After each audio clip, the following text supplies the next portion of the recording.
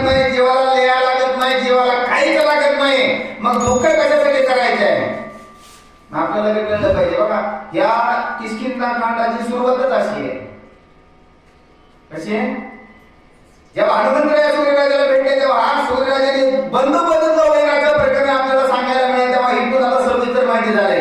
आता तेच बंधू आहे जे वैर होता. अरे सूर्या, तुझ्यामुळे मला प्रभू रामचंद्र भेटले, तुझ्यामुळे मला प्रभू रामचंद्राच्या चरणावर मरण आलेले. त्याच्यामुळे माझ्या अंतःकरणामध्ये आता संशय नाही, माझ्या अंतःकरणामध्ये तुझ्याविषयी दोष नाहीये. आता आपली कुठलीही दुश्मन नाही. आपल्याला प्रश्न पडला होता, बंधू बंधू दोघे वैरी का म्हणलं जात आहे? ते वैर पण राहू नये म्हणून वाईने काय केलंय, प्रभू रामचंद्रासमोरचे सांगितलं, बाबा सूर्या, आजपासून कुठलं तू वैर माझं राहिलेलं. आपण बोलताना व्यवहारामध्ये बोलतो सख्खे बंधू ऐका ना, सख्खे भाऊ पक्के वैरी. अरे गैरसमज आहे ना, हा तो भाव आहे ना जे आपल्याकडे सामर्थ्याची उलट माळ कशा ऋषीने तेव्हा इंद्राला दिली, इंद्राने त्या वालीला दिलेली माळ सुद्धा सूर्यराजाला भाल केली गेली. आपण नाही करणार, आपण काकडी सुडीत नाही कळतंय आपल्याला, तासच कळलं नाही. मग ती तारेवरची कसरत आहे, परमार्थ म्हणजे तारेवरची कसरत आहे. मग या तारेला समजून सांगण्यासाठी जेव्हा प्रभू रामचंद्रापुढे मांडलं तेव्हा प्रभू रामचंद्राने सांगितलं, अरे जीवाला मरण नाही, जीवाला काहीच लागत नाही, कुठलीच गोष्ट त्या जीवासाठी मग घडायची कोणासाठी? ध्येयासाठी ना. मग ध्येय कुठला असावा? ध्येय, ध्यान आणि ध्यान याच्याकडे माझ्याकडे असले पाहिजे. या मड्याकडे बघून राहण्यापेक्षा त्या परमेश्वराचं परमात्मा माझ्याकडनं का लागाव होत नाही याच्याकरता एवढं प्रभू रामचंद्राने सांगितल्यानंतर तारा काय म्हणते, जीवाची राणे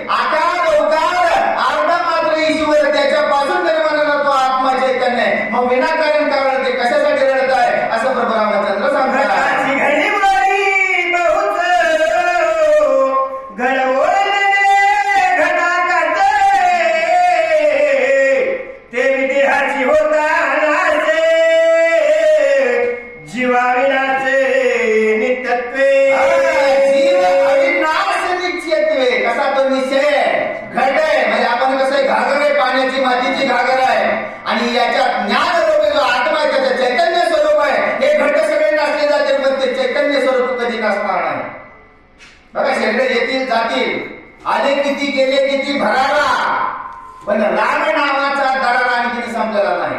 आपल्यासारखे भरपूर वाचक येतील, भौतिक सूचक येतील, सत्य करणारे भरपूर येतील, महाराज भरपूर येतील, पण चैतन्य स्वरूप एकच आहे. आपण रूपामध्ये अडकलो, रूपाच्या पलीकडचं एवढं चैतन्य तुझ्याकडे, मग कारण ते असं प्रभू रामचंद्र सांगतात, घटी भरल्या घट मताची तो लेकोन लगे घटाकाची ते विदेहाच्या पाप पुण्याचे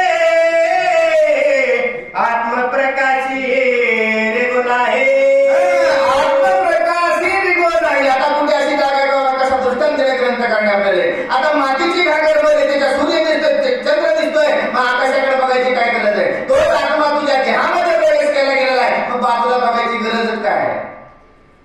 कुठे शोधीची आहे का नाही? रामेश्वर कुठे शोधीची का अशी, काशी नाही हो का अशी, रामायण ऐकून बी अशी, हरिपाठ म्हणून बी अशी, अशी का अवस्था झाली? कारण ते चैतन्य स्वरूप प्रत्येक घटामध्ये वर्तवलेला असताना घट नसे पण तो ब्रह्म असतची असे, असा रामचंद्र त्या तारेचं मनोगत राखण्यासाठी किंवा त्या ध्यासाठी लढलं गेलंय. म्हणजे त्या विधेयक तिथे नेण्यासाठी रामचंद्र सांगू लागलेले आहे का आत्मा परिपूर्ण सदोदित कर्म धर्मवीर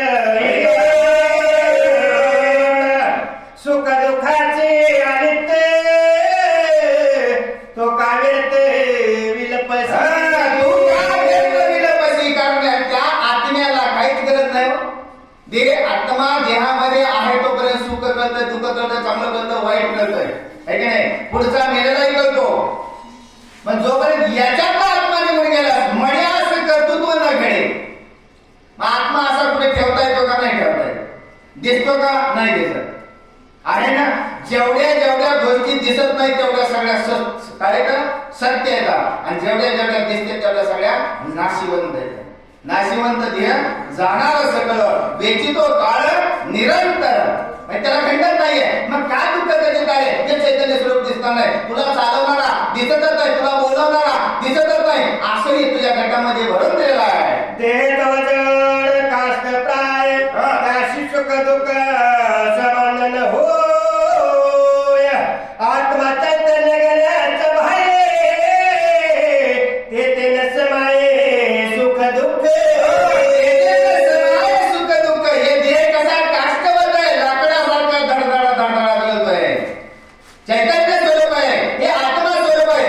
बाह्य करणे पण तिथं पण दुःख करता का नाही, त्या शरीरासाठी दुःख केलंय. आत्मा कशाकडे चैतन्य माया निघून जातोय, असं या नाशिवंत देहासाठी किंवा या पतीसाठी असं का दुःख करू लागलेले आहे. दुःखाचा हा मारा कोणाच्या बाजी श्रीरामचंद्र या चौकन सांगा खरा दुःख परंपरा पाववया. आता हे रामचंद्र या सुख दुःखाचं कुणाला बाधा करते, दुःख कुणाला बाधा करते ते जरा मला सांगा. म्हणजे मला त्यात असं आताशी जागे झाली हे का नाही, एवढं भगवंतानी सांगावं लागते. आपल्याला मी तेवढं सांगत आहे. आपण फक्त इथं व्यासपीठावरच्या जागेवर येत व्यासपीठ सोडलं की बिघडलं काम आहे का नाही. ते महाराजांनी सांगितलं होतं दासबोधामध्ये 4था समास आहे की तू आता सद्गुरूवर नव्हे ना ते माया बसू शकेना.